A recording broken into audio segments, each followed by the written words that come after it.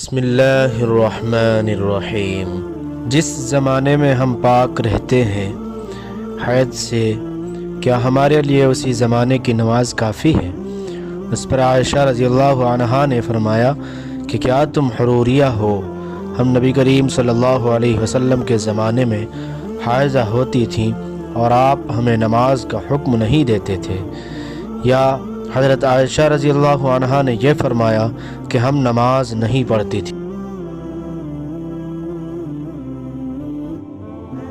میں نبی کریم صلی اللہ علیہ وسلم کے ساتھ چادر میں لیٹی ہوئی تھی کہ مجھے حیض آ گیا، اس لیے میں چپکے سے نکل آئی اور اپنے حیض کے کپڑے پہن لیے۔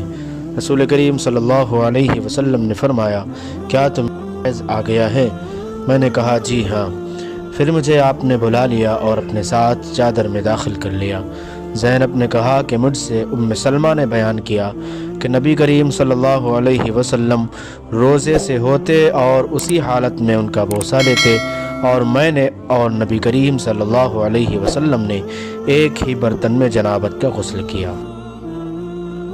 میں نبی کریم صلی اللہ علیہ وسلم کے ساتھ ایک چادر میں لیٹی ہوئی تھی کہ مجھے حیض آ گیا۔ میں چپکے سے چلی گئی اور حیض کے کپڑے بدل لیے۔ آپ نے پوچھا، کیا تجھ کو حیض آ گیا ہے؟ میں نے کہا جی ہاں۔ پھر مجھے آپ نے بلا لیا اور میں آپ کے ساتھ چادر میں لیٹ گئی۔ ہم اپنی کنواری جوان بچیوں کو عیدگاہ جانے سے روکتی تھیں۔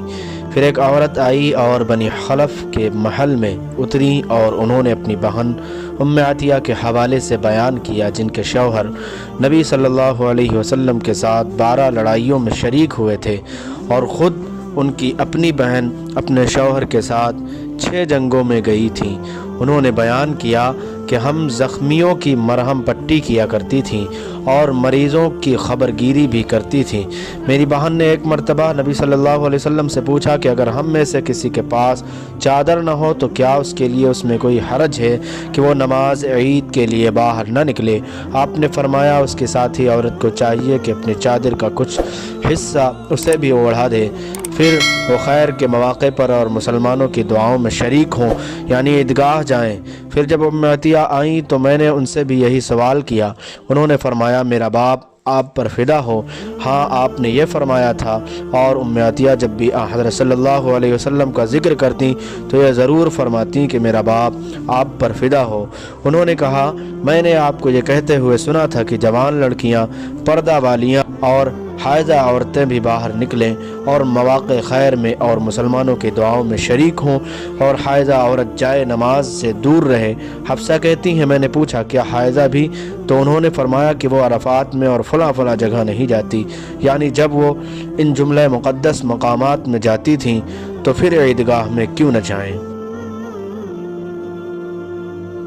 فاطمہ بنت ابی حبیش رضی اللہ عنہا نے نبی صلی اللہ علیہ وسلم سے پوچھا کہ مجھے استحاضہ کا خون آتا ہے اور میں پاک نہیں ہو پاتی، تو کیا میں نماز چھوڑ دیا کروں؟